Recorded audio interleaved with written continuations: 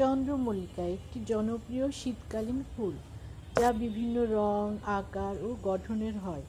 সাদা, হলুদ, গোলাপি, লাল, বেগুনি ইত্যাদি। এটি ঠান্ডা আবহাওয়া ও রোদ পছন্দ করে। রোগ প্রতিরোধ ক্ষমতা বাড়াতে, চোখের স্বাস্থ্যের জন্যও উপকারী এবং জাপানের জাতীয় ফুল হিসাবে পরিচিত। হাজারো জাতের চন্দ্রমল্লিকা রয়েছে। ঘর সাজানো, টব বা বারান্দা এবং ভেষজ চিকিৎসায় যেমন চোখ, জ্বর, ডায়াবেটিস, হৃদরোগে ব্যবহৃত হয়।